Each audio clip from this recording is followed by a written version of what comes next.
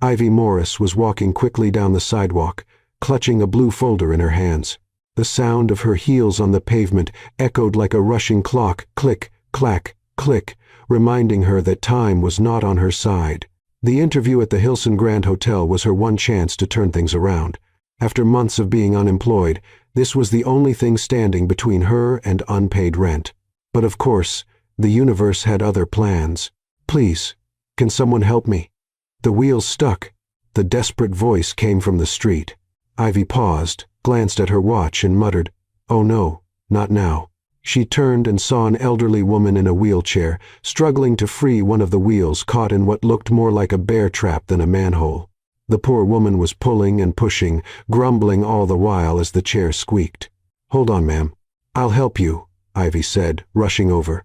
The woman sighed in relief. "Thank you, dear. I thought I'd be stuck here for the rest of my life."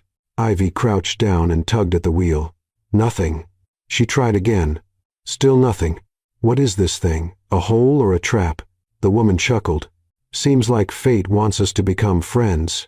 Ivy huffed, pushing harder. Fate could have helped me get to that interview instead. After 5 long minutes and a leg muscle practically screaming for help, the wheel finally popped free with a loud clack that scared a nearby pigeon. "There you go, free as a bird," Ivy said, out of breath and sweating. "You're an angel, sweetheart. What's your name?" "Ivy Morris." "Nice to meet you, Ivy. I'm Elizabeth Cooper." "Pleasure to meet you, Mrs. Elizabeth. But now I really have to run or I'll miss my job interview." And she ran. When she reached the hotel, it was 11:05. The interview had been scheduled for 11. The doorman gave her a sympathetic look. "Sorry, miss. They've already finished." She hurried up the steps, knocking on the glass door. "Please. I'm Ivy Morris." Something unexpected happened. The manager appeared, cold and impatient, holding a stack of resumes. "Miss Morris." "The interview ended 5 minutes ago." "But it was only 5 minutes. I helped a woman. We're not hiring kindness, miss. We're hiring punctuality." The words hit Ivy like a punch. She had nothing to say. She just stood there, watching the man walk away. She walked out of the hotel with teary eyes. The blue folder now felt like it weighed a ton. "Great. I saved someone's day and ruined mine," she muttered. But fate, with its strange sense of humor, wasn't done yet. "Ivy, wait!" She turned around. Elizabeth Cooper was coming down the sidewalk in her wheelchair, now being pushed by a well-dressed driver. "Did you get the job, dear?" "No. I was 5 minutes late." Elizabeth frowned, truly upset. "Then it was my fault." "No need to worry, ma'am. It's my own fault. That hole was tricky, but the clock was worse." Elizabeth looked at her for a long moment, then gave a small smile. "You have a good heart, and I believe people like you deserve opportunities." "Opportunities?" Ivy raised an eyebrow, suspicious. "Yes. How about we go grab a coffee? I'd like to talk to you." "Oh, you don't have to. You've got your own things to do. Sweetheart, my only appointment today is with fate." Ivy blinked, confused, but agreed. At the cafe on the corner, Elizabeth ordered 2 cappuccinos and began talking as if she had known Ivy for years. "You're determined, empathetic. Do you know what you're missing? A job?" "Exactly. And maybe a husband. You're not wearing a ring, so no husband, right?" Ivy nearly choked on her coffee. "My life's already chaotic enough on my own. I don't have time for dating." Elizabeth gave a sly smile. "Just wait. I want you to meet my son." A few minutes later, Derek Cooper walked in tall, perfectly dressed in a gray suit, and looking like he was late for a million more important things. "Mom, what happened?" The driver said it was urgent. "Sit down, Derek. This is Ivy Morris, the young woman who helped me earlier today." "Nice to meet you," he said flatly. Elizabeth folded her hands, pleased. "Ivy, my son needs a wife." Silence. The 3 of them stared at each other. "Mom," Derek started, laughing in disbelief. "You're joking, right?" "No. I'm completely serious." "Serious? You brought in a complete stranger off the street to marry me?" Ivy raised her hands. "Oh no. Wait a second. I just pulled a wheelchair out of a pothole. I'm not trying to marry anyone because of that." Elizabeth, calm and steady, replied, "You helped me without expecting anything in return. That says a lot about your character, and that's exactly what Derek needs, someone to remind him what it means to be human. Derek sighed, stunned. Mom, come on. I have a reputation, a company, a life, and you could lose all of it if you don't agree. His eyes widened. What did you just say? Exactly what you heard. If you don't agree to marry Ivy, you'll be removed from the board of Cooper Enterprises. That's blackmail, he shouted, jumping to his feet. Call it whatever you want, dear. I call it motherly love. Ivy stood frozen. Excuse me, is this a nightmare? Because it feels way too real. It's very real, sweetheart. Elizabeth answered with a calm smile. And it'll be great for both of you. Derek ran his hands over his face. This is completely insane. I don't even know this woman. Perfect. Then you'll have time to get to know her after the wedding. Ivy stood up, outraged. Mrs. Cooper, with all due respect, I am not marrying a complete stranger, especially not a grumpy stranger who clearly wishes he were on another planet. I really do wish I were somewhere else, Derek said, but I'm not grumpy. Then Elizabeth dropped the final bomb. Ivy, if you accept, I'll guarantee you a steady job, a good salary, and your own apartment. It's just a contract. No romance unless you want it. Just a partnership. Ivy hesitated. The words steady job and salary sounded like music from heaven. She looked at Derek, who was shaking his head in disbelief. All right, she said, taking a deep breath. But it has to be temporary. Temporary? Derek repeated, horrified. You're seriously going along with this? Looks like you'll have to go along with it too. Elizabeth clapped her hands, delighted. Excellent. You two are getting married tomorrow. What? They both shouted at the same time. Elizabeth just smiled. Oh, you'll thank me later. Trust me. And at that very moment, Ivy Morris had the strange feeling she'd just been dropped into a romantic comedy written by fate itself. The next morning, Ivy woke up thinking it had all been a crazy dream. But then her phone buzzed. It was a message from Elizabeth Cooper. The car is waiting for you. See you at the courthouse at 10 a.m. Wear something nice, sweetheart. Ivy sat up in bed, eyes wide. Oh no, this is real. This is very real. She jumped out of bed and ran to the closet.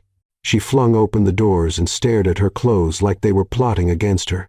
What do you even wear to a fake wedding with a grumpy billionaire? Is there a dress code for that? After 15 minutes of panic, she chose a simple beige dress, the only thing remotely presentable. Outside, a driver in a suit was waiting beside a black limousine. Ivy walked down the steps of her building, clutching her purse like a shield. Good morning, Miss Morris. Mrs. Cooper asked me to pick you up. Of course she did, Ivy muttered, climbing into the car. During the ride, she stared out the window as the city passed by in slow motion, people going to work, drinking coffee, living their normal lives. And here she was, on her way to marry a stranger. My life's turned into a soap opera, she whispered. When she arrived at the courthouse, Derek was already there. He wore a flawless gray suit, but his expression said he'd rather be anywhere else in the universe. Elizabeth stood beside him, smiling like she was planning a Sunday picnic. Ivy, darling, you look lovely. Thanks, Ivy replied, looking around. Where's the rest of it? The rest? Elizabeth blinked, confused. You know, flowers, guests, a cake, something that feels like a wedding. Elizabeth shrugged. Sweetheart, this is just a contract. No need for all the theatrics. Derek crossed his arms. Finally, something we agree on. Ivy took a deep breath. All right, let's just get this over with before I change my mind. The three of them stepped inside the courthouse. The place was small, quiet, and smelled faintly of old paper. The clerk, a middle-aged man with thick glasses, greeted them with a polite smile. Good morning. Documents, please. Elizabeth handed everything over with the efficiency of someone who had planned every detail. The clerk checked the papers, adjusted his glasses, and looked at Ivy and Derek. Any legal reason why this marriage cannot take place? Ivy opened her mouth to speak, but Elizabeth jumped in. None whatsoever. Derek let out a dramatic sigh. The clerk continued, Very well. Mr. Derek Alexander Cooper, do you take Miss Ivy Ann Morris as your lawful wife? Derek looked at his mother. Elizabeth gave a sweet smile, but her eyes clearly said, Say yes, or lose everything. He swallowed hard. I do. The official turned to Ivy. Miss Ivy Ann Morris, do you take Mr. Derek Alexander Cooper as your lawful husband? Ivy looked at Derek. He looked just as uncomfortable as she felt. For a moment, she thought about running. But then she remembered the overdue rent, the pile of bills, the empty fridge. I do, she said, almost in a whisper. Perfect. Sign here, here, and here. Ivy took the pen. Her hand trembled slightly as she signed the document. Derek signed right after, with the same excitement as someone signing a parking ticket. The official stamped the papers with a loud thump. Done. You are now husband and wife. You may kiss if you want. Awkward silence. Ivy and Derek looked at each other. No, thank you, they said at the same time. Elizabeth let out a little laugh. Oh, you two are adorable. Mom, please, Derek muttered. As they left the office, Ivy was holding the marriage certificate like it was some alien document. So that's it. I'm officially married. Technically, Derek said, adjusting his tie. Elizabeth clasped her hands, beaming. Now, let's go home. I have a surprise for you. Ivy frowned. What kind of surprise? You're going to live together. Of course, they both shouted. Well, you're married. It would be strange to live apart, wouldn't it? Derek ran a hand down his face. Mom, that wasn't part of the deal. Sweetheart, marriage is the deal, and couples live together. Ivy tried to argue. But Mrs. Cooper, I have my own apartment. That tiny place with the leak in the ceiling? No, dear. You're going to live in the family penthouse. Derek rolled his eyes. This just keeps getting better. In the limousine on the way to the penthouse, the silence was deafening. Ivy looked out the window. Derek was on his phone, ignoring everything. Elizabeth, sitting between them, looked like the happiest person in the world. You'll see. In a few months, you'll be thanking me.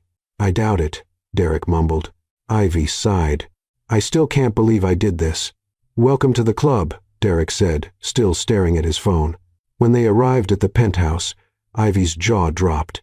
The place was enormous. Floor-to-ceiling windows, a panoramic view of New York, modern and flawless decor.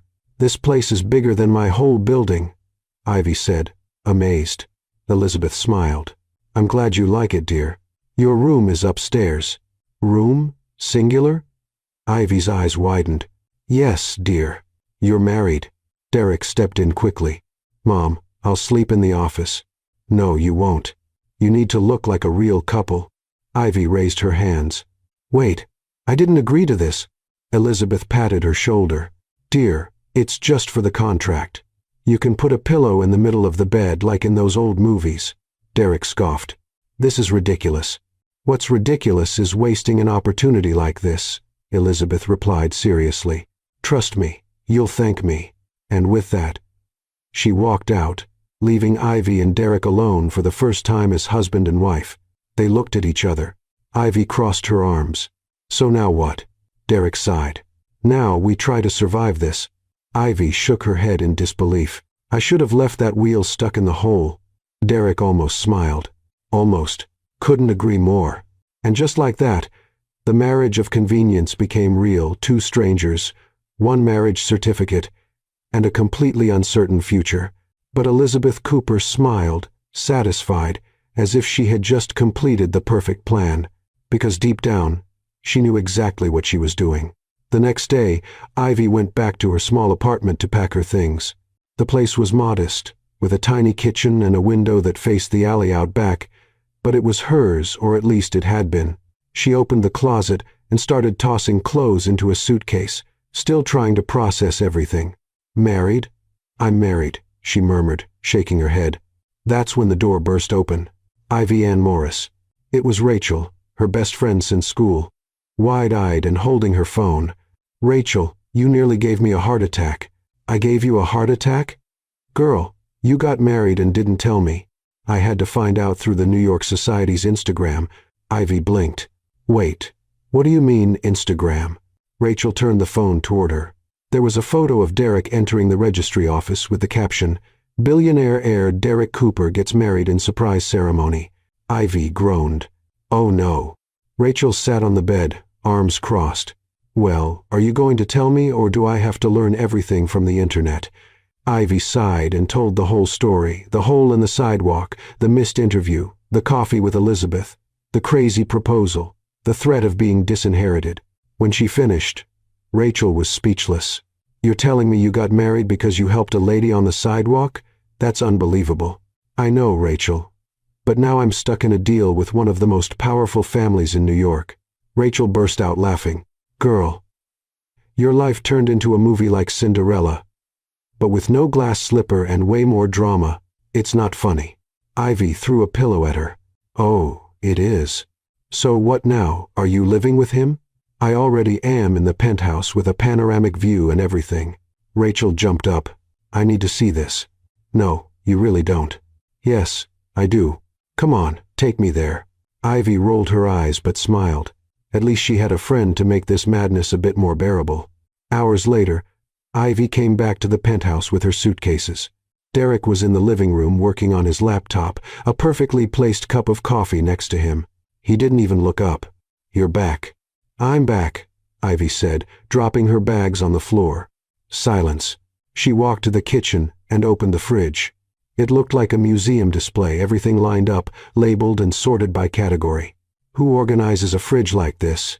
she mumbled. "People who like order," Derek replied, still looking at his screen. "People who like order, or people who seriously need to relax." He finally looked at her. "Do you have a problem with organization?" "No, I just think life doesn't have to be so stiff." Derek turned back to his laptop. "Stiff is different from functional." Ivy grabbed an apple and bit into it loudly just to annoy him. "Functional is boring. Boring is efficient. Efficient is dull." Derek sighed and closed the laptop with a sharp click. "Do you always have to get the last word?" Ivy smiled. "Always." As days went by, living together turned into a comedy of errors. Derek woke up at 6, worked out, had breakfast, and left for work with the punctuality of a Swiss watch.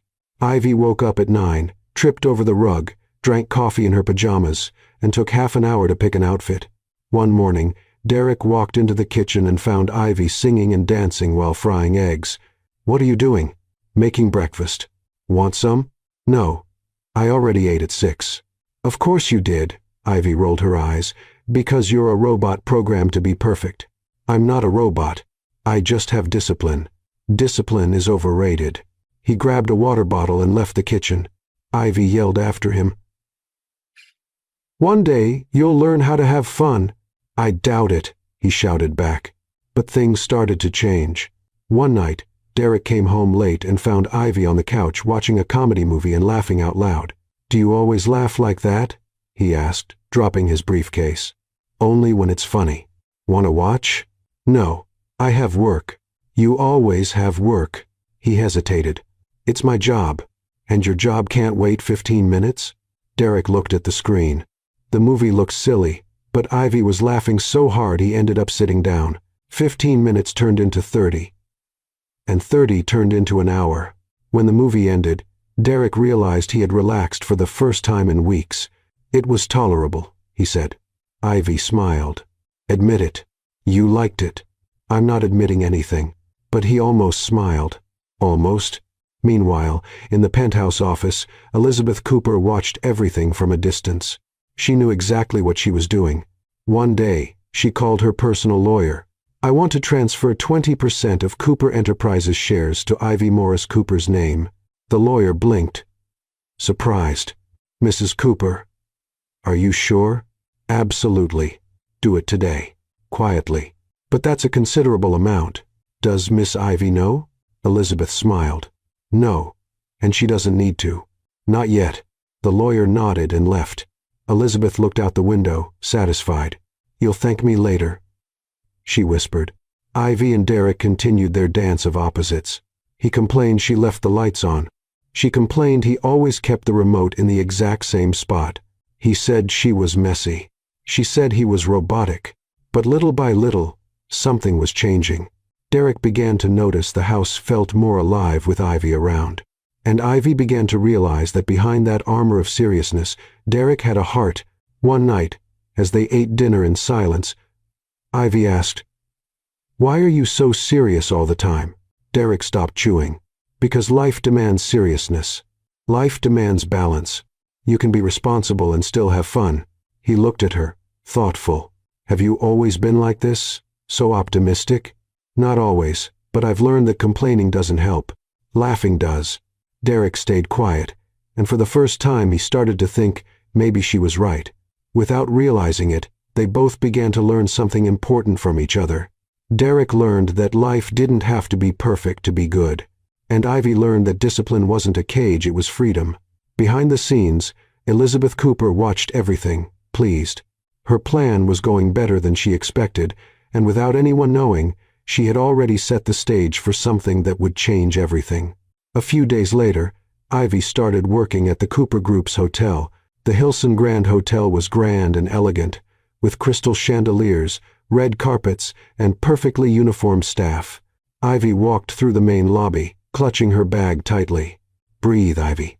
You've got this," she whispered to herself. At the front desk, a middle-aged woman wearing glasses greeted her with a warm smile. "You must be Ivy Morris. Welcome. I'm Grace, the administrative supervisor." Grace had gray hair pulled into a loose bun and a motherly way that immediately made Ivy feel comfortable. "Nice to meet you, Grace. The pleasure's mine, dear. Come on, I'll show you around." As they walked through the hallways, Grace explained, "This is the event hall. That's the main kitchen. And over there, well, that's where Brittany usually is." Ivy stopped. "Brittany?" "Brittany Jones." Grace made a face. "Oh, you know her. Unfortunately, then you already know what you're in for." Grace sighed. She got promoted to manager a few weeks ago, and ever since then, she acts like she owns the place. Ivy swallowed hard. Brittany Jones had worked with her years ago at another hotel. They never got along. Brittany had always been jealous of anything Ivy achieved, and now she was here as the manager. "Great, just great," Ivy muttered. It didn't take long for them to cross paths. Ivy was organizing some files in the meeting room when the door burst open.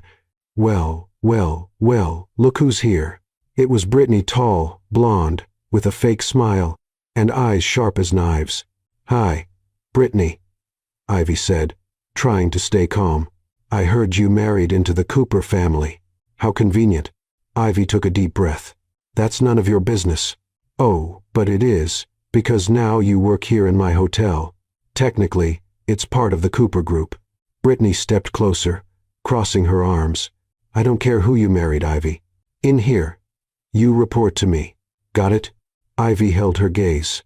"Got it." Brittany smiled smugly and left, slamming the door. Grace came in right after, shaking her head. "Was she always like that?" "Worse," Ivy replied. "Much worse." But Brittany wasn't alone in her mission to make Ivy miserable. The next day, while Ivy was having coffee in the break room, a man walked in. He was tall, dark-haired, and had an arrogant smile. "You're the new one, right, Ivy?" "Yes." "And you are?" "Mark. Mark Evans. I'm in the events department." The name sounded familiar. Then Ivy remembered. "Mark Evans. Aren't you Rachel's ex-boyfriend?" His smile faded. "Yeah. And you're her best friend, the one who always took her side, even when she was wrong." Ivy narrowed her eyes. "She wasn't wrong. You were just a terrible boyfriend." Mark stepped closer, irritated. "Watch what you say." "Or what? You'll tell the manager on me?" He gave her a sideways smirk. "Dangerous. I won't need to say a word. I'll just make sure your time here is unpleasant." And he walked out. Grace, who had overheard everything from the doorway, walked in, shaking her head. "Oh boy. 2 enemies on your first day. That might be a record." Ivy sighed. "I just wanted to work in peace." "Sweetheart, nobody works in peace around here. But don't worry, you've got some friends too." Grace winked and offered her a cookie. Ivy smiled. At least she had one ally. In the days that followed, Brittany and Mark began plotting. They spread rumors in the hallways, stirred up drama, tried to sabotage Ivy's work. One morning, Ivy was asked to organize an important meeting with investors. She carefully prepared everything: presentations, reports, and coffee. But when she arrived in the meeting room, she saw that someone had switched the documents. "What is this?" one of the investors asked, flipping through the completely wrong report. Ivy turned pale. I don't understand. I had everything ready." "Brittany, sitting in the corner of the room, smiled subtly. That's when the door opened.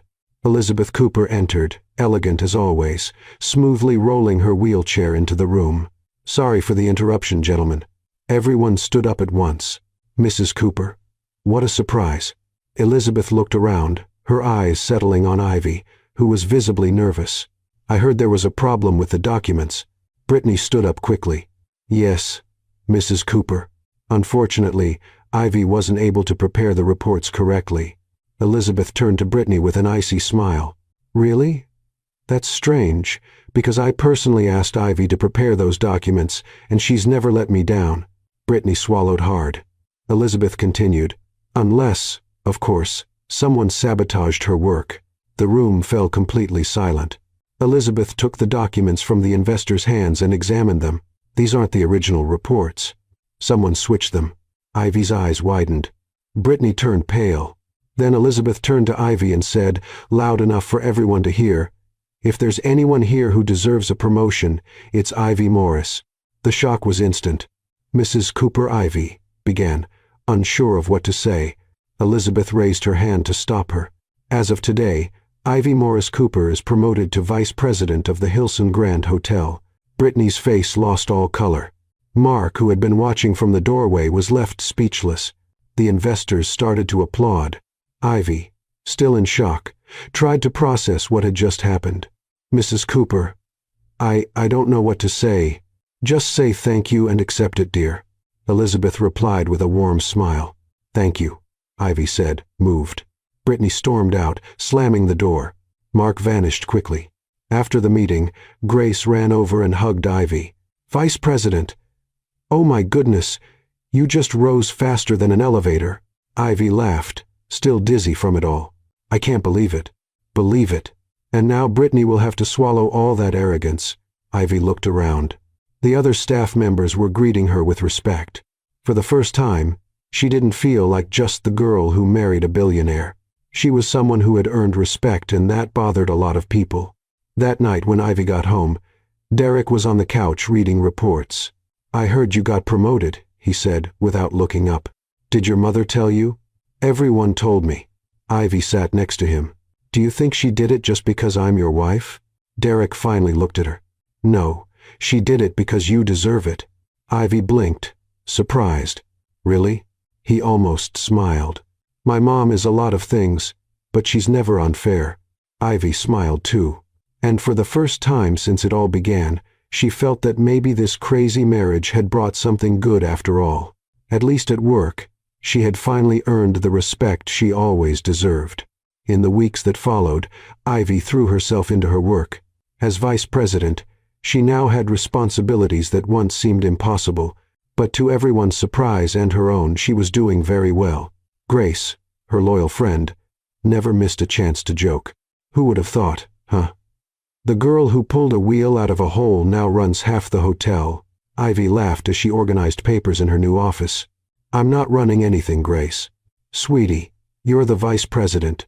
Even the coffee listens to your orders. Coffee listens to no one. It only exists to save us." Grace burst out laughing. "I liked you from day one." Ivy smiled. Having Grace around made everything easier, but not everything was smooth. Brittany still gave her dirty looks in the hallway. Mark avoided Ivy like she had the flu, and the whispers continued. She only got that job because of her husband. Must be nice having a powerful mother-in-law. Ivy heard it all, but didn't reply. She knew words wouldn't change minds, only actions would. And her chance to prove herself came sooner than expected. The hotel was organizing a major corporate event. International investors, influential business people, even a few local celebrities were expected. It was the kind of event that couldn't go wrong. Ivy personally oversaw everything. She checked the ballroom, the lighting, the menu, the guest list. Grace showed up with a clipboard. "All set, boss." Even the napkins are folded into swans because apparently swans mean sophistication. Ivy laughed. "You think I'm overdoing it?" "Overdoing it?" "Sweetie, you checked the ballroom temperature 3 times. But that's fine. I'd rather have a perfectionist boss than a careless one. Thanks. I think." When the night of the event arrived, the ballroom looked flawless, sparkling chandeliers, decorated tables, soft background music. Guests began arriving, elegant and demanding. Ivy moved through the room, making sure everything was running smoothly. That's when the problem started.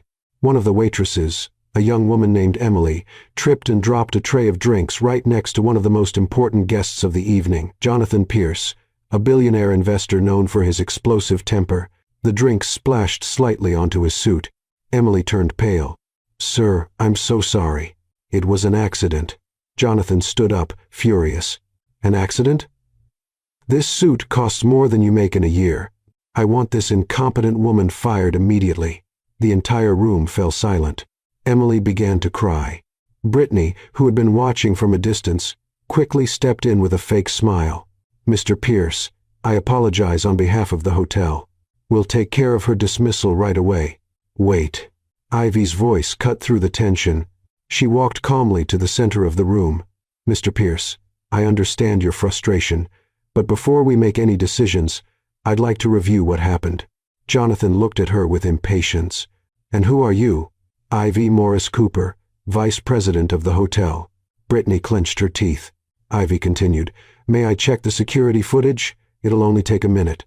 Jonathan huffed but motioned with his hand. Grace ran to the control room and came back with a tablet. Ivy watched the footage, then showed it to Jonathan. "Look here, sir. Emily didn't just trip. Someone pushed the drink cart right as she was passing." Jonathan squinted at the screen, and then it was clear Mark had pushed the cart on purpose, causing the accident. Jonathan's expression changed. "So, it wasn't her fault?" "No, sir. It was sabotage." Ivy turned to Emily, who was still shaking. "You won't be fired. On the contrary, thank you for staying calm under pressure." Emily let out a sigh of relief and wiped her tears. Jonathan, impressed, extended his hand to Ivy. "You're brave and smart. Well done." Ivy shook his hand. "Thank you, Mr. Pierce, and I'm sorry for the inconvenience. I'll make sure your suit is cleaned at no cost." Jonathan smiled, a rare sight. "Don't worry. I have others." He returned to his table, satisfied. Brittany, on the other hand, was visibly upset. Grace walked over to Ivy and whispered, "You just earned the respect of the toughest man in New York. That deserves a trophy or at least a piece of cake." Ivy chuckled softly, but the night wasn't over yet. As Ivy chatted with a few guests, the ballroom doors opened. Elizabeth Cooper entered, as elegant as ever, pushed by her driver. The whole room turned to look. Elizabeth smiled and waved at the guests who greeted her with immediate reverence. She went straight to Ivy. "Good evening, dear." "Mrs. Cooper, I didn't know you were coming. I always show up at the right time." Elizabeth looked around, taking in the impeccable event. "You did a magnificent job. Thank you. I had a great team." Then Elizabeth turned to the guests and raised her voice.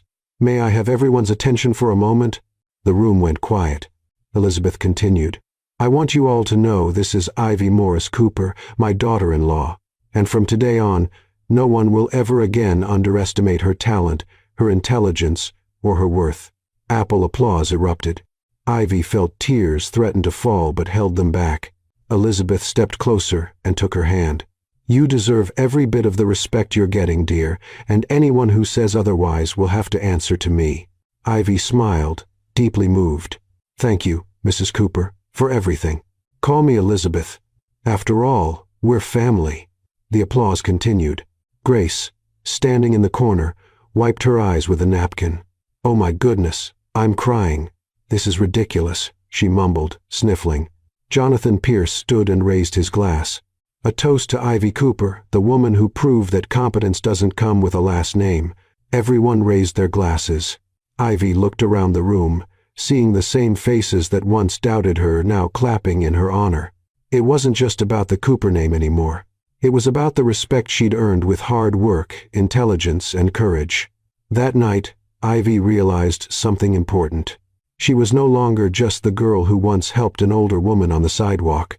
She was a woman who had discovered her own worth, and even more than that, she had earned the true admiration of her mother-in-law, the woman who, with just a single cup of coffee, had changed her life forever. When the event ended, Ivy went home exhausted but happy. Derek was waiting in the living room. "I heard you were the star of the evening." Ivy smiled, kicking off her shoes. Your mother exaggerated as usual. She doesn't exaggerate. She just announces the truth a little louder than most. Ivy laughed. That's one way to put it. Derek looked at her, and for the first time there was something different in his eyes, respect, admiration, and maybe something more. You're doing a great job, Ivy. Really. Thank you.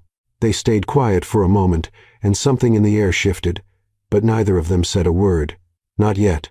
The next morning, Ivy was sipping her coffee when Derek walked into the kitchen, already in his suit. I have an important meeting today, he said, picking up a cup. Oh, nice. Good luck. Actually, I wanted to know if you'd like to come with me. Ivy stopped chewing. Come with you to a meeting? Yes, it's about the company's strategies. I thought it might be interesting for you to attend. As vice president of the hotel, it makes sense for you to know more about the group. Ivy hesitated. I don't know, Derek. Corporate meetings aren't really my thing. You organized an event with international investors. That's more corporate than any meeting. She smiled. Good point. So, come. I promise it won't be boring. Corporate meetings are always boring. Derek almost smiled. Then you'll make it less boring. Ivy laughed. All right, I'll come. Hours later, Ivy and Derek walked into the Cooper Enterprises building. The place was impressive, all glass and steel, with employees rushing by. Ivy looked around, amazed. Wow, this is serious. It's the operations center. Everything happens here. They took the elevator to the 20th floor where the meeting would take place. Grace, who had been invited to assist with logistics, was already there. Ivy, what a lovely surprise. Grace, you're here too? Yes, dear. Where there's trouble, I'm there. It's basically my life motto. Ivy laughed. Grace leaned in and whispered, Careful, Brittany's here too. And from the look on her face, she's up to something. Ivy glanced around and saw Brittany talking to Mark in the corner of the room. The two of them were exchanging quick glances in her direction. Of course they are, Ivy muttered. The meeting began. The room was full of executives, managers, and investors, all dressed sharply, all with serious expressions. Derek sat at the head of the table, and though Ivy didn't realize how significant that was, she was focused on the documents that had been handed out. The meeting's topic was international expansion, new hotels, new markets, new partnerships. One of the executives began presenting the financial data. Ivy followed along carefully, taking notes. Then, something caught her attention. One of the numbers didn't add up. She frowned, double-checking it. Excuse me, Ivy said, raising her hand. The executive paused. Yes? Sorry to interrupt, but I think there's a mistake in the spreadsheet. Brittany, sitting across the table, gave a subtle smile. Ivy, that spreadsheet has been reviewed 3 times. There's no mistake. Ivy looked at the numbers again. But the revenue projection for the 3rd quarter is off. The calculation doesn't reflect the updated exchange rate. The executive blinked, confused. Exchange rate? Yes. If we're expanding into Europe, we have to account for the euro's fluctuation, and this is using the rate from 6 months ago. Silence. The executive quickly flipped through the papers. She's right. Brittany turned pale. Derek watched Ivy with an unreadable expression. Ivy continued. And there's more. The market analysis for France is incomplete. It's missing the impact of local tourism regulations. That could directly affect the project's feasibility. One of the investors leaned forward. Do you speak French? Ivy nodded. Yes, I studied it in college. And Spanish because we're also considering Spain. I speak Spanish too. The investor smiled, clearly impressed. Brittany, now desperate, tried to cut in. Ivy, with all due respect, these analyses were done by experts. Ivy turned to her calmly.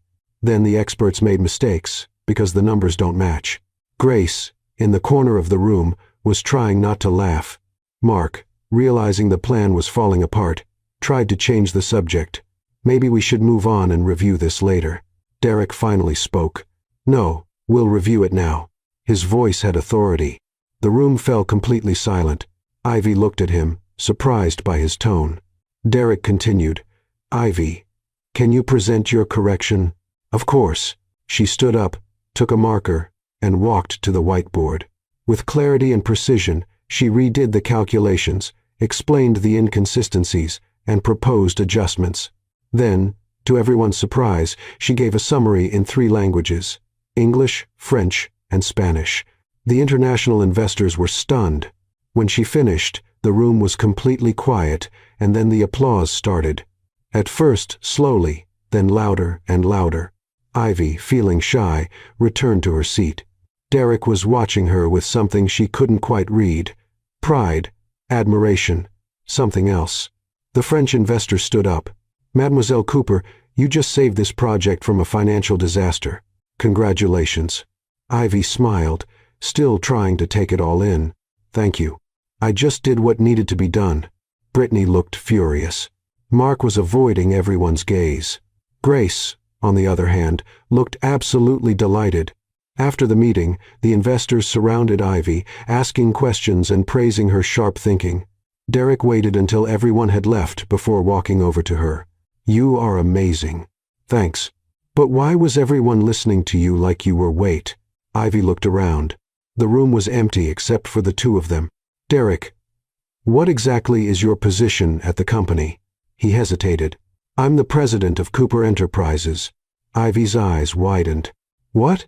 I thought you knew." "How would I know? You never told me. I figured it was obvious." "Obvious?" "Derek, you're the president of one of the biggest companies in New York and thought that was obvious?" He shrugged. "Didn't my mother mention it?" "No." Ivy ran her hands over her face in disbelief. "So that meeting you were testing me." Derek hesitated again. "Not exactly testing, but yes. I wanted to see how you'd handle it." Ivy didn't know whether to laugh or get upset. "And did I pass?" Derek smiled a real, rare smile. "You didn't pass. You nailed it." Ivy felt her face flush. "So this whole thing was a setup?" "No, Brittany and Mark really did mess with the documents. They switched the numbers on purpose." "Seriously?" "Seriously. And you caught it on your own." Ivy shook her head. "This family is full of surprises." Derek took a step closer. "Ivy, you're brilliant. And not just because you fixed the numbers. It's because you have something most people here don't have: courage." Ivy looked at him, surprised. "Are you complimenting me?" "Just stating a fact." She smiled. "That's as close to a compliment as I'll get from you, isn't it?" Derek nearly laughed. "Probably." They stood there for a moment, just looking at each other. There was something in the air, something different. But before either of them could say anything, Grace walked into the room. "Sorry to interrupt this movie moment, but the investors are waiting for you 2 at lunch." Ivy blinked, coming back to reality. "Right. Let's go." As they walked out, Grace whispered to Ivy, "He was looking at you with that look." "What look?" "The look of someone falling in love and not ready to admit it." Ivy rolled her eyes but smiled. "You're imagining things, Grace." "Sweetheart, I'm seeing what's obvious. You 2 are the ones who are blind." Ivy shook her head, but deep down part of her agreed. Walking ahead, Derek glanced back and met Ivy's eyes. And in that moment, he realized she wasn't just his wife on paper. She was a brilliant, courageous, and genuine woman, and he was starting to fall for her. He just didn't know how to deal with it yet. After lunch with the investors, Derek went back to the office while Ivy returned to the hotel. The afternoon went by quickly, but Ivy couldn't stop thinking about the meeting. Derek was the president, and without knowing, she had corrected errors right in front of the company's top executives. "Oh my gosh, I could have made a complete fool of myself," she muttered, sitting in her office. Grace walked in with a cup of coffee. "Are you talking to yourself again?" "I'm still processing the fact that my fake husband is the president of a billion-dollar company, and I didn't know it." Grace laughed. "Sweetheart, you're married to the man. How did you not know?" "Because he never told me. I thought he was just some regular executive." "A regular executive who lives in a penthouse and has a personal driver." Ivy paused. "Okay, maybe I should have suspected something." Grace patted her on the shoulder. "At least now you know. And you crushed that meeting, so it's all good." Ivy smiled. "Thanks, Grace." Just as Ivy was about to leave the hotel, her phone rang. It was Derek. "Hi. Hi. Are you free tonight?" Ivy blinked, surprised. "Free? Why?" "I'd like to take you to dinner to celebrate." "Celebrate what?" "Your success in the meeting." Ivy hesitated. They had never gone out together, not really. Derek. We don't have to. I know we don't have to, but I want to. There was something different in his voice, softer. Ivy smiled without realizing it. Okay. What time? 8. I'll pick you up at home. You already live at home with me. Then I'll pick you up in the living room. Ivy laughed. Deal. At 8, Ivy was dressed in a simple light green dress and low sandals. Nothing too fancy. After all, it was just dinner. Or at least that's what she kept telling herself. Derek walked into the living room, also dressed up but without a tie, just a blue dress shirt and dark slacks. He stopped when he saw her. You look beautiful. Ivy felt her cheeks warm. Thanks. You look presentable. He smiled slightly. Presentable? That's a compliment coming from you. Derek shook his head, amused. Shall we? They went to a nice restaurant, elegant but not flashy, just warm and welcoming. The lighting was soft. There was music playing in the background, and only a few tables were taken. Ivy looked around, impressed. How did you find this place? My mom used to bring me here when I was a kid. Really? Elizabeth Cooper came to a regular restaurant? Derek laughed. She wasn't always famous, Ivy. There was a time when we were just normal. Ivy smiled. Hard to picture. They sat down and ordered dinner. The conversation started light. They talked about the hotel, the meeting, the investors. But then Derek grew serious. Ivy, I need to tell you something. She stopped eating. What is it? About today. About the meeting. You already told me you're the president. Got more surprises? Are you also the owner of the city? Derek chuckled. No. But I didn't tell you everything. Ivy frowned. Go on. Derek took a deep breath. That hotel, the Hilson Grand Hotel, that expansion project, it all belongs to my family, to Cooper Enterprises. Ivy blinked. Wait. The hotel where I work? It's yours? Technically, it's the company's. But yes. Ivy leaned back in her chair, trying to process. So you're my boss? Technically, yes. And you knew this the whole time? Yes. Ivy shook her head in disbelief. Derek, why didn't you tell me sooner? Because I wanted to see who you really were. No pressure, no influence. Ivy crossed her arms. So it was a test. At first, yes. But later it wasn't. When did it stop being a test? Derek looked her straight in the eyes. When I realized you didn't need my last name to shine. Ivy stayed silent. There was something about his honesty that disarmed her. You know what's funny? She said at last. What? Even being the president of a billion-dollar company, the boss of hundreds of people, and practically owning New York, you still forget where you leave your house keys. Derek blinked, surprised, then laughed a real, genuine laugh. That's true. Every morning yesterday, you searched for 10 minutes. They were in your jacket pocket. I know, and you even asked me if I'd seen them. Derek laughed harder. You're right. I'm a disaster with keys. Ivy smiled. At least you're honest. The tension faded. The conversation flowed again. But then Derek grew serious once more. Ivy, there's something else I need to tell you. Oh my goodness, Derek. How many secrets do you have? He smiled faintly, but he was nervous. It's not a secret. It's a confession. Ivy stopped joking. Something in his voice had changed. What is it? Derek looked down at his hands, then back at her. When my mom forced me to marry you, I thought it was the worst idea ever. Ivy tried not to show that it stung a little. I thought so too, but I was wrong. She blinked. What do you mean? Derek took a deep breath. I didn't expect it, but I fell in love with you. The world seemed to pause. Ivy was completely speechless. You what? I fell in love with you, Ivy. Truly. She opened her mouth, but no sound came out. Derek went on. At first, I was angry. Frustrated. I thought you were just another person trying to take advantage of my family. But then I saw you work. I saw how you treat people. How you stand up for those who can't stand up for themselves. How you laugh at the silliest things and turn hard moments into something light. Ivy felt her eyes start to water. And I realized you're not just smart or brave. You're real, and that's rare. He reached for her hand across the table. I fell for the woman who pulled a wheel out of a pothole. The woman who missed an interview to help someone. The woman who faces jealous co-workers with a smile. Ivy let out a shaky laugh. Derek, you don't have to say anything now. I just wanted you to know. But Ivy shook her head. No, I need to say something. She took a breath. When your mom made me marry you, I thought I was making the worst decision of my life. Derek gave her a soft smile. Fair enough. But you surprised me.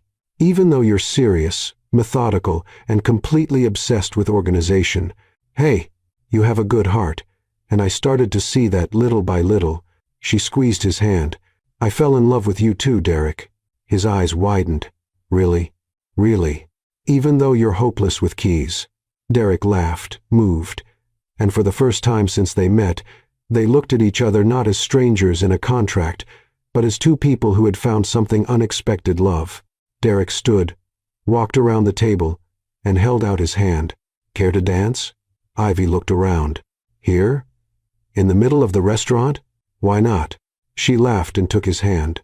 They danced slowly, swaying to the soft music. Ivy rested her head on his shoulder. Who would have thought, huh? All because of a hole in the sidewalk. Derek smiled. Best hole of my life. Ivy let out a quiet laugh. And in that moment, something changed. The marriage that had started out of duty, out of convenience, out of pressure, became something real. That night marked the beginning of true love born out of chaos, but solid as fate. When they got home, Derek stopped at the bedroom door. Good night, Ivy. Good night, Derek. They looked at each other for a long moment, and then for the first time they kissed. A soft, sincere kiss full of promise. When they pulled apart, Ivy smiled. That was unexpected. Perfect. Derek smiled too. And that night, they both went to sleep knowing their lives had changed forever. The contract was still in effect, but now what bound them wasn't paper, it was love. Ivy and Derek were no longer just a couple on paper. They were husband and wife for real. The penthouse, once quiet and orderly, now had life, laughter, conversations, even small debates over which movie to watch. Elizabeth watched it all from a distance, pleased. Her plan had worked better than she expected.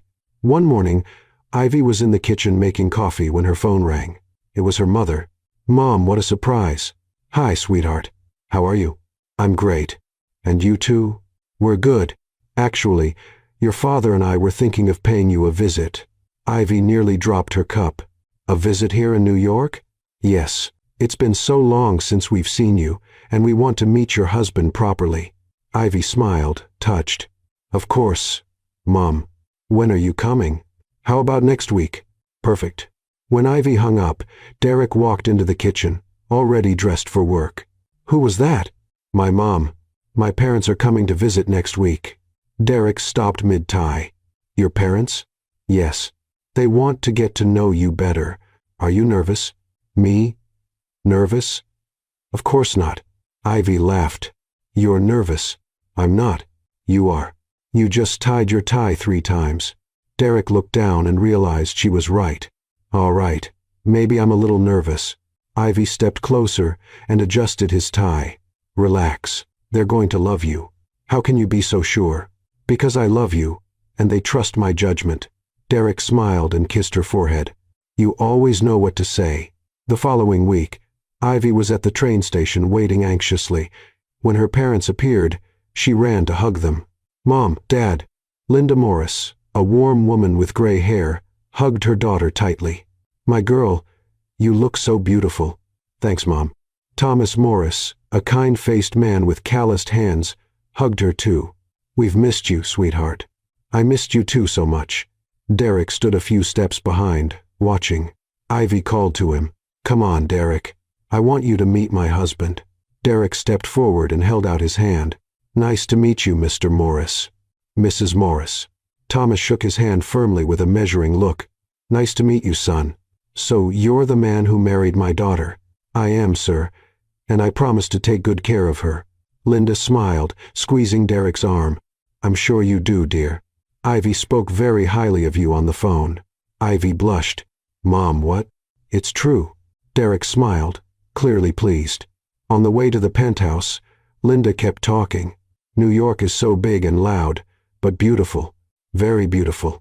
Thomas stared out the window, amazed. When they arrived at the penthouse, both were stunned. My goodness, Linda murmured. Ivy, you live here? Thomas asked in disbelief. I do, Dad. It's Derek's place. I mean, our place. Linda walked over to the window and looked out at the New York skyline. This place is bigger than our whole town. Ivy laughed. I thought the same thing at first. Thomas stepped closer to Derek. You must work hard to afford all this, son. I do, sir. But Ivy works hard too. She's the vice president of the hotel. Thomas blinked, surprised. Vice president? Ivy nodded proudly. Yes. I managed to stand out. Linda hugged her daughter again. I always knew you'd go far, sweetheart. That night, Ivy prepared a homemade dinner, nothing fancy, just something simple that reminded her of home. While they ate, Thomas finally brought up the real reason for the visit. Ivy, there's something we wanted to talk to you about. She paused, setting her fork down. Of course, Dad. What is it? Thomas and Linda exchanged a look. Well, you know our little candy business, right? Of course. The home bakery. Yes. And well, things have been going really well lately, better than we expected. Linda continued. We've been getting lots of orders, even from nearby towns, and we've been thinking about expanding. Ivy smiled. Moved. That's wonderful. Thomas raised his hand. But we're not here to ask for money, Ivy. Let's make that clear. We're here to share our dream, and we wanted your opinion. Ivy felt her eyes fill with tears. Dad. Derek, who had stayed quiet until then, leaned forward. Mr. Morris, may I ask you something? Of course, son. Have you ever thought about opening a second location here in New York? Thomas blinked. New York? No. That would be way too expensive. What if I invested in the business? Silence. Linda and Thomas froze. Ivy looked at Derek, surprised. Derek went on. You have a great product. You're dedicated. You're passionate. The only thing stopping you is the startup cost, and I can help with that. Thomas shook his head. Son, that's very generous. But it's not generosity, sir. It's an investment. I believe in your business, and more than that, I believe in Ivy's family. Linda covered her mouth, moved to tears. Ivy held Derek's hand under the table. Thomas took a deep breath. Are you serious, son? Completely. I'll help you open a small location in Manhattan, a cozy spot in a good area, and you'll keep full control of the business. Ivy couldn't hold back her tears. Derek. Thank you. He squeezed her hand. It's the least I can do for the family of the woman I love. Linda started crying too. Thomas stood up and extended his hand to Derek. Son, I don't know what to say. Derek shook his hand. Just say you accept. Thomas smiled. Emotional. I accept, and thank you. That night, after Ivy's parents had gone to bed, she and Derek sat out on the balcony. You didn't have to do that, Ivy said. I know, but I wanted to. Why? Derek pulled her close. Because when I heard your dad talk about his dream, I saw the same determination I see in you. And I thought, these are the people who raised the amazing woman I love. Ivy rested her head on his chest. You won my heart all over again today. Just today? She laughed. Every day, actually. Derek kissed the top of her head. Then we're even. In the days that followed, Derek helped Thomas find a commercial space in Manhattan, a small, charming spot, perfect for a bakery. Linda couldn't stop making plans. Decor, menu, packaging. Ivy had never seen her parents so happy. On the day they signed the lease, Thomas pulled Derek aside. Son, I need to tell you something. Of course, sir. When Ivy called to say she'd gotten married, I was worried. I thought she rushed into it, that she didn't really know you. Derek listened quietly. But now, seeing how you treat her, how you care about our family, I know I was wrong. Thomas placed his hand on Derek's shoulder. You're not just her husband. You're the right man for her. Derek felt a lump in his throat. Thank you, Mr. Morris. That means a lot. Take care of my girl. Always. Linda showed up with Ivy, both laughing about something. What are you two talking about? Ivy asked. Men's stuff, Thomas replied with a wink. Ivy rolled her eyes but smiled. That night before bed, Linda said to Ivy, Sweetheart, I'm so happy for you. Thank you, Mom. And Derek, he's special. You're lucky. Ivy smiled. I know, but he's lucky to have me too. Linda laughed. That's true. You've always been strong-willed. I learned from the best." Linda hugged her daughter. "You're still the same simple girl we raised, just with a bigger life now." Ivy held her mother tightly. "I'll always be the same, Mom. I promise." When Ivy's parents returned to the countryside, they left New York with full hearts. Their dream was coming true, and Ivy had found not just a husband, but a life partner, someone who loved her for who she was and who loved her family too. That night, as Ivy and Derek lay in bed, she said, "Thank you for everything you did for my family. You don't have to thank me." "Yes, I do, because you didn't do it out of obligation. You did it because you wanted to." Derek turned to her. "Ivy, your family is my family now, and I take care of my family." She smiled. "I love you. I love you too." And for the first time since it all began, Ivy realized something important. That marriage, which started by chance from a random sidewalk moment, had become the best decision of her life. 2 months later, Ivy woke up with a strange feeling. She rushed to the bathroom and, for the third morning in a row, felt sick. Derek appeared in the doorway, worried. "Again?" Ivy waved her hand, trying to catch her breath. "It must be something I ate. You said that yesterday and the day before." Derek crossed his arms. "Ivy, I think you should see a doctor. I'm fine. It's just a passing discomfort." But Derek wasn't convinced. That afternoon, after yet another episode of nausea, Ivy finally agreed to take a test.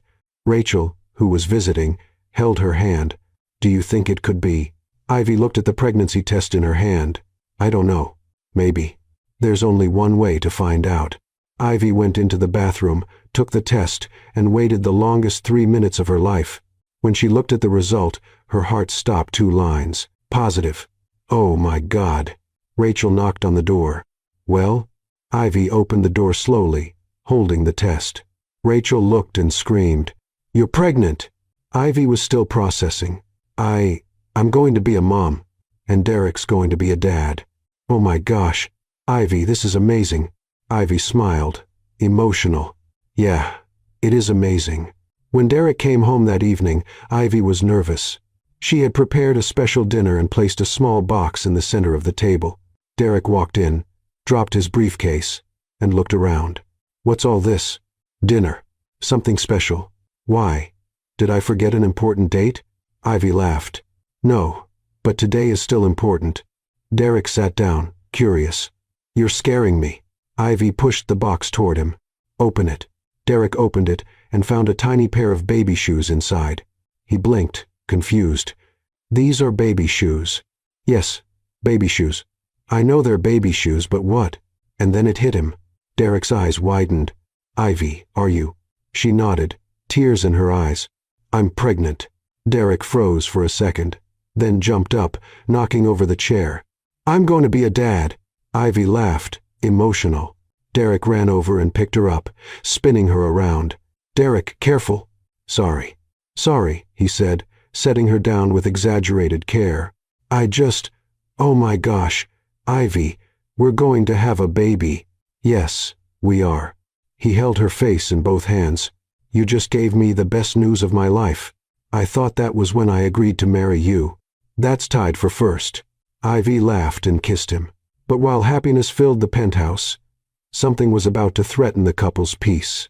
The next morning, Derek was in a business meeting at the office when a woman walked in, tall, elegant, dressed in a flawless red suit. It was Carla Monroe, a businesswoman known for her ruthless ambition. "Derek Cooper," she said, extending her hand. "We finally meet." Derek shook her hand, polite but distant. "Miss Monroe, a pleasure. Call me Carla, and the pleasure's all mine." The meeting went on, but Carla never took her eyes off Derek. She asked questions, laughed at his answers, and was clearly trying to impress him. After the meeting, she approached him in the hallway. "Derek, I loved Cooper Enterprises' proposal. I think our companies could gain a lot together. I'm glad you liked it." Carla stepped closer. "You know, I heard you're single." Derek frowned. "No, I'm married." Carla blinked, surprised. "Married? That's not mentioned anywhere in the media, because my personal life is private." "I see. But what if I told you we could build an empire together? Combine our fortunes. Our influence. Derek took a step back. Miss Monroe, I'm married and happy. I'm not interested in anything that isn't professional. Carla smiled, but her eyes were cold. I understand. Well, the offer stands in case you change your mind. Derek just nodded and walked away. When he got home, Ivy was on the couch reading a book about pregnancy. How was your day? She asked. Interesting. I met a businesswoman who clearly doesn't understand the word no. Ivy raised an eyebrow. What kind of businesswoman? Carla Monroe. She proposed a partnership and hinted at something more. Ivy closed the book. Something more? Yes, but I made it clear that I'm married and happy. Ivy smiled. Good to know. Derek sat beside her and placed his hand on her belly. How's our baby doing? Probably the size of a raisin. A very important raisin. Ivy laughed. But the peace didn't last long. In the days that followed, Carla started showing up at events, meetings, even the hotel. She always found an excuse to talk to Derek. What a coincidence seeing you here. We need to go over that proposal. Do you have a minute? Derek remained polite but firm until one day Carla went too far. During a gala event, she approached Derek with 2 glasses of champagne. A drink? No thanks. I'm driving. Carla smiled. Derek, why do you keep avoiding me? We could be amazing together. Miss Monroe, I've already made it clear. You made it clear that you're married, but marriages end, especially ones of convenience. Derek tensed. How do you know about this? I have my sources, and I know your marriage started as an agreement. But I'm offering something real. Power, influence, an empire. Derek stepped forward. My marriage may have started as an arrangement, but it turned into something real, and I love my wife. So, with all due respect, I'm not interested in your offer. Carla was about to respond when a familiar voice cut through the air. Carla Monroe. It was Elizabeth Cooper, arriving in her wheelchair with a graceful but dangerous smile. Mrs. Cooper, Carla said, forcing a smile. What a surprise. The surprise is that you're still here after being told no. The room went quiet. Elizabeth continued, My daughter-in-law is the only woman worthy of this name, and anyone who messes with her will find out what a mother-in-law's power really looks like. Carla turned pale. I didn't mean to offend. You did, and now you're going to leave politely. Carla looked around. Everyone was watching. With no choice, she left. Derek walked up to Elizabeth. Thank you, Mom. Elizabeth smiled. I protect my family always. When Derek told Ivy everything, she couldn't stop laughing. Your mom is amazing. She's terrifying. Terrifyingly amazing. Derek hugged Ivy. Carla figured out she's up against a united family and a woman who can't be taken down. Ivy rested her head on his chest. That's because she hasn't seen an angry pregnant woman yet. Derek laughed. Heaven help me. Ivy smiled. Good to know you've got my back. Always. In the following days, Carla made one last attempt. She sent flowers, messages, invitations, but Derek ignored it all. Eventually, she gave up and returned to her city. Grace, who had been watching everything from the hotel, said to Ivy, That woman really thought she could steal your husband. Ivy shrugged. She might have tried, but Derek's mine. And with a baby on the way, she didn't stand a chance. Ivy smiled, placing a hand on her belly. Not even close. Grace laughed. You're glowing. You know that? Unhappy. And you deserve it after everything you've been through. Ivy looked out the hotel window, watching the city outside. Months ago, she was just an unemployed girl who helped a lady stuck in a pothole. Now she was a vice president, a wife, and soon a mother. Life had completely changed, all because she chose to help. That night, as Derek and Ivy had dinner, he said, You know what I realized? What? That hole in the sidewalk changed everything. Ivy smiled. It's true. If I hadn't stopped, we wouldn't have met. We wouldn't be here, and we wouldn't be expecting our baby. Ivy held his hand. So I thank that hole every single day. Derek laughed. Me too. And in that moment, they both knew no matter who tried to get in the way, they were a family, and nothing could change that. The next morning, Ivy was at the hotel, reviewing some documents when Grace came running in. Did you see the news? Ivy looked up. What news? Grace turned her phone toward her. On the screen, a headline read, Henry Cooper returns to New York after 5 years. Ivy frowned. Derek's father. Exactly. And from what I'm reading, he's not happy about his son's marriage. Ivy felt a chill. What do you mean?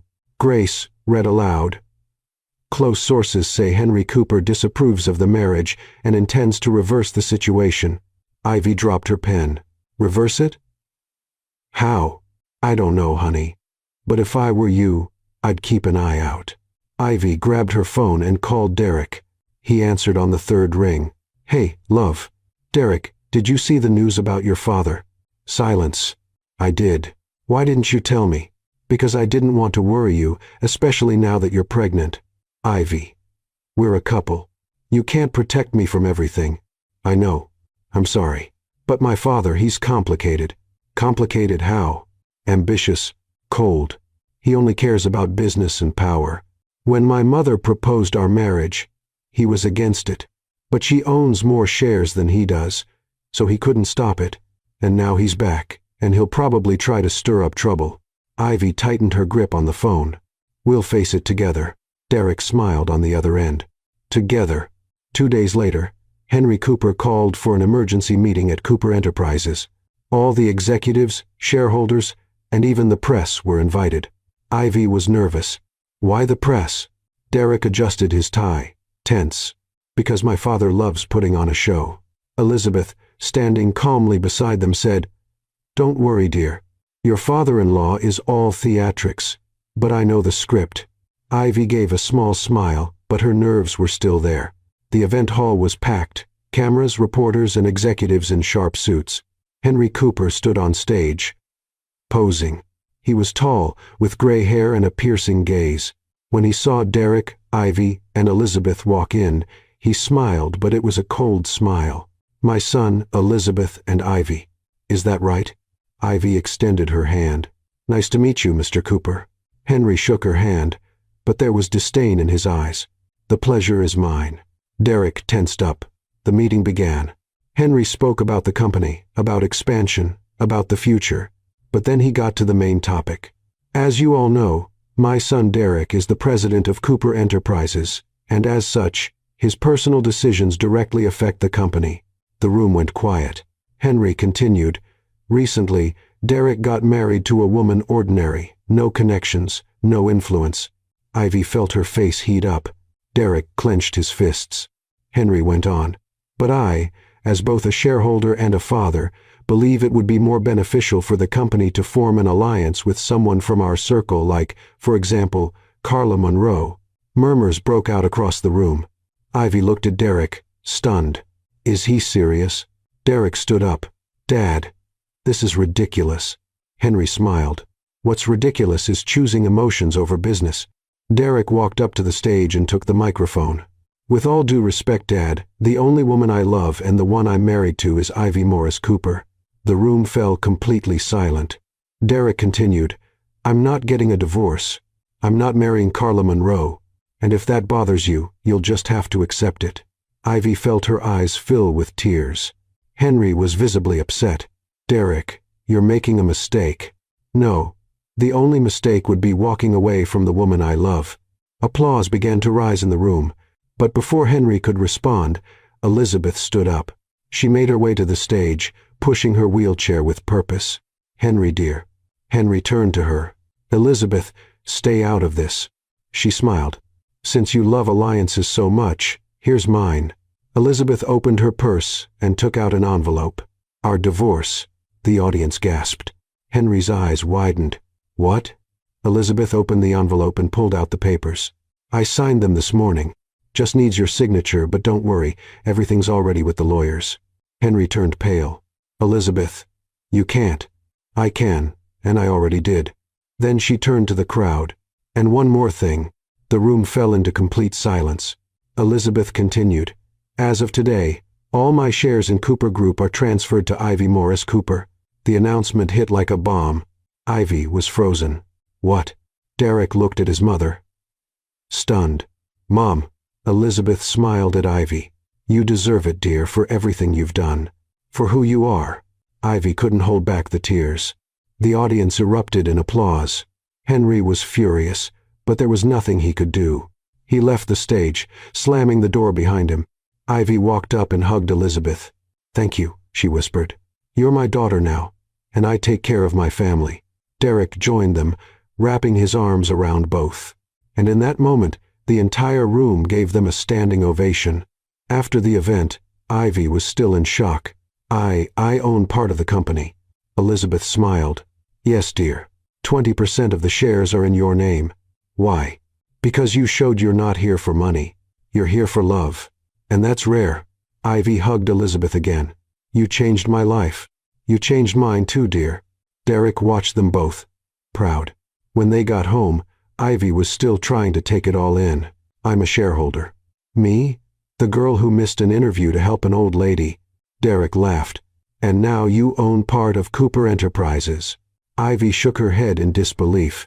My life is a romantic comedy, a good one. She smiled. The best. Derek pulled her close. You deserve all of this, Ivy. And more. All I wanted was a job, and I ended up with a family and a baby. Ivy laughed. And a baby. They stayed quiet for a moment, just enjoying the peace. But then Ivy had an idea. You know what we need to do? What? Celebrate, but our way. And what's our way? Ivy smiled. Pizza and a bad movie. Derek laughed. Perfect. That night, while eating pizza and watching a silly movie, Ivy realized something. She had everything she ever wanted. Love, family, respect, and a future. All because one day she chose to stop and help someone. And that choice changed her life forever. In the days that followed, news of Elizabeth's divorce and the share transfer took over the headlines. Henry Cooper tried to fight it, but legally there was nothing he could do. Elizabeth had been smart, everything was documented, signed, and filed. At the hotel, Grace couldn't stop laughing. Your mother-in-law is a legend. Divorcing him in public, that's pure cinema. Ivy smiled. She's amazing. And you too, dear owner of 20% of Cooper Enterprises. Who would have thought? Ivy shook her head. I still can't believe it. Believe it and enjoy it. You deserve it. Ivy looked out the hotel window, gazing at the city beyond. She had started out as an unemployed girl. Now she was a vice president, a shareholder, a wife, and a soon-to-be mother. Her life had completely turned around, all because of a hole in the sidewalk. That night, Derek and Ivy had dinner with Elizabeth. Mom, thank you for everything you did today, Derek said. Elizabeth smiled. I only did what was right. Your father was always too ambitious. It was time to set some limits. Ivy held her hand. You're the best mother-in-law in the world. Elizabeth laughed. And you're the best daughter-in-law and soon the best mom. Ivy gently touched her belly. I hope so. You will be. I'm sure of it. Derek looked at the two most important women in his life, his mother, his wife, and he felt deeply grateful. Thank you both for coming into my life. Elizabeth blinked. Are you getting emotional, dear? Maybe. Ivy laughed. That's my fault. I'm making him sentimental, and I don't mind one bit. Elizabeth raised her glass. A toast to family, to courage, and to sidewalk holes that change lives. Ivy and Derek laughed and toasted. And that night, they all knew, no matter what the future held, they were in it together. And nothing and no one could change that. The next morning, Ivy woke up feeling different. She was no longer just the vice president of the hotel. She was a shareholder of Cooper Enterprises. Derek was beside her, still asleep. She watched him for a moment and smiled. Who would have thought that serious, methodical man would become the love of her life? She got up carefully and went to the window. New York City sparkled below, and for the first time, Ivy felt like she had control over her own destiny. When Derek woke up, he found Ivy in the kitchen sipping tea. You're up early. I couldn't sleep. Thinking about the baby? Ivy smiled, thinking about everything. The baby. The company. Brittany and Mark. Derek frowned. What about them? They're still working at the hotel, and after everything they did, Derek sat beside her. You want to fire them? I want to settle this once and for all. Derek held her hand. Then do it. You have the power now. Ivy took a deep breath. I'll call a meeting. That afternoon, Ivy scheduled a meeting at the hotel, just her, Brittany, and Mark. Grace, who had heard about it, showed up with a mischievous grin. Finally going to put those two in their place? Ivy shook her head. I'm not putting them in their place. I'm putting an end to this. Either way, it's going to be interesting. Ivy gave a slight smile. When Brittany and Mark entered the conference room, they were visibly nervous. Brittany tried to keep her usual poise, but her eyes betrayed her fear. Mark looked pale. Ivy sat at the head of the table, calm and composed. "Have a seat." They obeyed. Brittany was the first to speak. "Ivy, if this is about—" "Let me speak first." Brittany closed her mouth. Ivy continued, "Do you know why you're here?" Mark swallowed hard. "We do." "Then I'll be direct. You tried to sabotage me. You spread rumors. You altered documents. You did everything you could to bring me down." Brittany lowered her eyes. Ivy went on. "For months, you made me question my worth. You made me feel like I didn't belong here." Mark looked like he wanted to disappear. Ivy took a breath. "But do you know what I realized?" They looked at her. "That you didn't do all that because I was unqualified. You did it because you were afraid." Brittany blinked, surprised. "Afraid?" "Yes, afraid I'd prove I was capable, afraid of losing control, afraid of being overshadowed." Brittany opened her mouth but said nothing. Mark finally spoke. "You're right." Ivy looked at him. "I am." Mark nodded. "I was angry. Angry that Rachel broke up with me, and I took it out on you." Brittany hesitated, then admitted, "I've always been jealous of you, Ivy, since we first worked together. Everyone liked you. And I never had that." Ivy stayed silent for a moment. Then she took a deep breath. "You both wronged me a lot, but I don't want revenge." Brittany and Mark looked at her, confused. "You don't?" "No. I want you to learn from this, to use it as a chance to start over." Mark frowned. "Start over? How?" Ivy opened a folder and pulled out 2 envelopes. "You're both fired." Brittany gasped. "Fired?" "Yes, but not the way you think." Ivy slid the envelopes toward them. "Inside those envelopes are letters of recommendation. I wrote them myself." Mark stared at his envelope, stunned. "Why?" "Because I believe in second chances. You made mistakes, but that doesn't define who you are forever." Brittany started crying. "Ivy, I don't deserve this." "Maybe not, but I choose to forgive you anyway." Mark opened the envelope and read the letter. His eyes filled with tears. You wrote kind things about me." Ivy nodded. "I told the truth. You both have talent. You just need to use it the right way." Brittany wiped her tears. "I'm really sorry, Ivy." "I know." Mark also apologized. "I was a fool. And you didn't deserve any of it." Ivy gave a small smile. "Thank you, but now it's time for both of you to move on and become better people." The 2 of them stood up. Brittany reached out her hand. "Thank you for everything." Ivy shook her hand. "Good luck." Mark also shook Ivy's hand. "You're amazing, and I hope you find all the happiness in the world." "Thank you, Mark." Once they left, Ivy stayed in the room for a moment. She felt light, as if a huge weight had been lifted from her shoulders. The door opened and Derek walked in. "How did it go?" Ivy smiled. It was freeing. Derek stepped closer and hugged her. "I'm proud of you." "Why?" "Because you chose forgiveness instead of revenge. That takes real strength." Ivy rested her head on his chest. "I didn't want to carry around anger. It's just not worth it." Derek kissed the top of her head. "A person's strength isn't in what they achieve, but in how they choose to forgive." Ivy smiled. "I like that quote. I borrowed it from you." Ivy laughed. "You're getting sentimental. It's your fault. You and this baby." Ivy gently touched her belly. "Best reason ever." As they left the room, Grace was waiting in the hallway. "Well, what happened?" Ivy smiled. "They were let go, but with dignity." Grace blinked. "Dignity after everything they did?" "Yes, because holding a grudge would only hurt me." Grace shook her head, impressed. "You're better than I am, honey. I would have made a dramatic speech with background music." Ivy laughed. "I thought about it, but forgiveness seemed more powerful." Grace hugged Ivy. "You're an inspiration. You know that?" "Thank you, Grace. So, what's next?" Ivy looked at Derek and smiled. "Now we focus on what really matters, family." That evening, Ivy and Derek had dinner with Elizabeth. "I heard you fired Brittany and Mark today," Elizabeth said. Ivy nodded. "Yes, it was necessary." "How did it go?" "Hard, but right." Elizabeth smiled. "You're becoming an incredible leader, Ivy. I learned from the best. Elizabeth chuckled. Flatterer. Derek chimed in. My mother's right. You really have a gift for leadership. Ivy shrugged. I'm just doing what I think is right. Elizabeth took her hand. And that's exactly why you're perfect for this family. Ivy felt her eyes well up. Thank you for everything. Elizabeth squeezed her hand. You're my daughter now. And I'll always be here for you. Derek watched the two women, visibly moved. In the days that followed, news of Brittany and Mark's dismissal spread through the hotel. But instead of gossip, there was respect. Staff talked about how fair and generous Ivy had been. She could have humiliated them, but she chose forgiveness. That's what a real leader looks like. Grace, hearing the comments, smiled with pride. My friend is amazing, she whispered.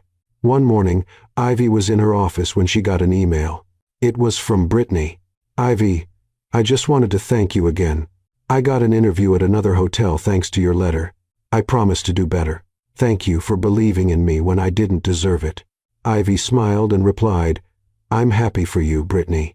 Good luck in this new chapter. Shortly after, another email arrived, this time from Mark. Ivy, I was wrong about everything. You're an incredible person.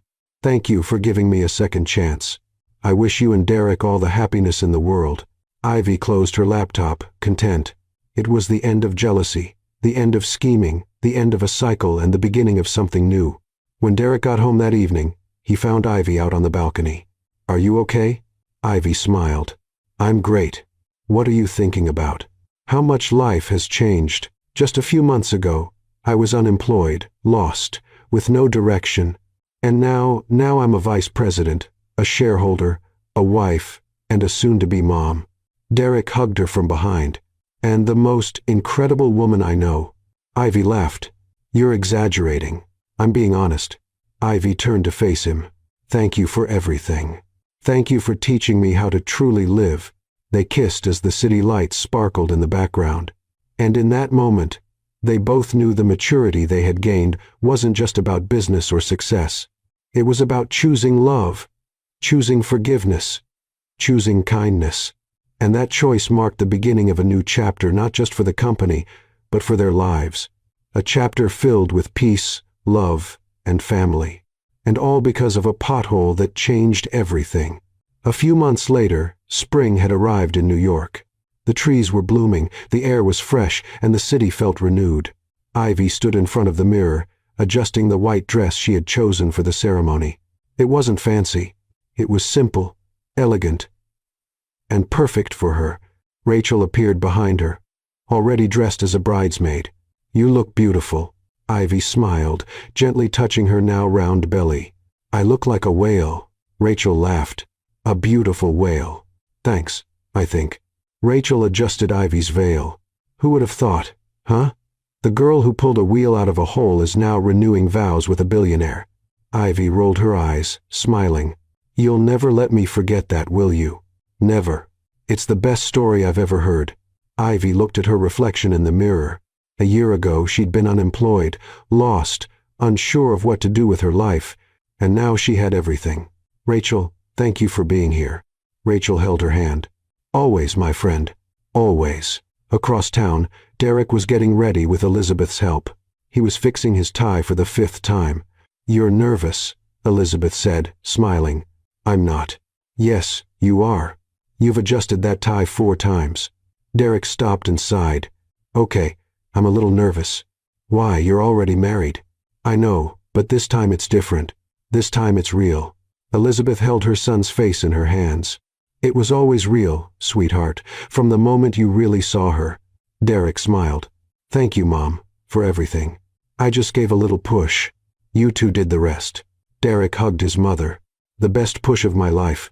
The ceremony was held in the garden of a boutique hotel in Manhattan, small, intimate, just for friends and family. When Ivy arrived, the afternoon sun bathed everything in golden light. The chairs were decorated with white and pink flowers. A small orchestra played softly in the background. Linda and Thomas Morris, Ivy's parents, were in the front row, already in tears. Mom, the ceremony hasn't even started yet, Ivy joked as she passed by. Doesn't matter. I'm already emotional, Linda replied, wiping her eyes. Thomas smiled proudly. "You look beautiful, sweetheart." "Thank you, Dad." Grace was there too, sitting with a few colleagues from the hotel.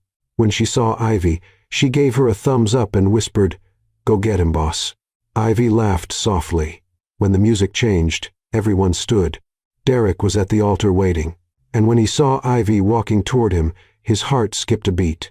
She was glowing, the simple dress, the rounded belly, the shy smile. She was the most beautiful woman he had ever seen. Ivy reached the altar and whispered, "Hi." "Hi," Derek replied, smiling. The officiant began the ceremony. "We are here today to celebrate the love between Ivy and Derek, a love that began in an unexpected way but became real and deep." Ivy and Derek looked at each other, sharing a knowing smile. The officiant continued, "They are already legally married, but today they choose to renew their vows, not out of obligation, but out of love." Derek took Ivy's hand. "Ivy, when we met, I was convinced my life was perfect, just the way it was organized, predictable, under control." Ivy smiled. "And then I showed up and messed it all up." Derek laughed. "Yes, you messed everything up, left the lights on, lost the remote in impossible places, sang in the shower at 6, 0 inches the morning. Everyone laughed. But you also brought light, brought laughter, brought life." His voice wavered a bit. "You taught me that life doesn't need to be perfect to be good, and that love doesn't need logic. It just needs to be true." Ivy was crying. "I love you, Ivy, and I promise to keep loving you every day, even when you leave the lights on." More laughter from the guests. Ivy wiped her tears and took a deep breath. "Derek, I was lost when I met you. No job, no direction, no hope. And then you helped my mother. And then she forced me to marry you." Laughter filled the garden. "But you know what's funny? I complained a lot at first. Thought it was the worst decision of my life." Derek pretended to be offended. "But I was wrong because you showed me that love isn't about grand gestures. It's about the little moments." Ivy squeezed his hand. "It's about watching bad movies together. It's about laughing at my terrible jokes. It's about holding my hand when I'm scared." Her voice trembled. "You gave me a family. You gave me a home. You gave me a future." She gently touched her belly. "And soon we'll give our child the greatest gift of all, a home full of love." Derek pulled Ivy close and kissed her forehead. Elizabeth, in the front row, was crying openly. "My babies," she murmured, holding a tissue. Rachel was also crying, trying to stay composed as the bridesmaid. The officiant smiled. "Derek and Ivy, do you have rings to exchange?" Derek took a simple ring and placed it on Ivy's finger. "With this ring, I renew my promise to you." Ivy did the same. "With this ring, I promise to love you forever." The officiant raised his hands. "Then, by the power vested in me, I now pronounce you husband and wife again." Everyone laughed. "You may kiss the bride." Derek pulled Ivy close and kissed her as the guests clapped and cheered with joy. When they pulled apart, Derek looked at Ivy and said, "Who would have thought? It all started because of a pothole." Ivy laughed, wiping away tears. "And look where we are now, truly married, with a baby on the way and a whole life ahead of us." Ivy leaned her forehead against his. The best life. The reception was simple and joyful, tables decorated with flowers, delicious food, soft music. Thomas gave an emotional toast.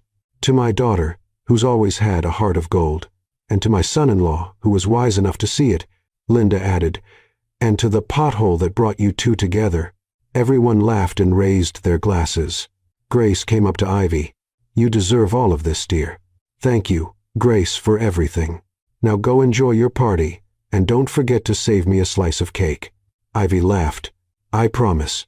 When night fell, Ivy and Derek were on the dance floor, swaying slowly. "Are you happy?" Derek asked. "More than I ever imagined." "Me too." Ivy looked around her family, her friends, her husband. All of it represented love, resilience, and second chances. "You know what I realized?" she said. "What?" "That life is all about choices. And I chose to stop and help your mother that day." Derek smiled. "And I'll always be grateful for that." "Me too." They danced in silence for a few more moments. Then Ivy felt something a kick. Small but unmistakable. "Derek." "Yes?" The baby kicked. Derek immediately placed his hand on her belly and felt it another kick. His eyes filled with tears. Our son. Our daughter. You think it's a girl? Ivy smiled. I'm sure. Derek kissed her gently. And in that moment, surrounded by love and happiness, they both knew this was only the beginning. The beginning of a family. The beginning of a new journey. And all thanks to one simple act of kindness. Because sometimes fate just needs a little nudge or a stuck wheelchair on the sidewalk. As the celebration went on, Elizabeth watched from a distance, smiling. Her plan had worked better than she ever imagined. She hadn't just found the perfect daughter-in-law.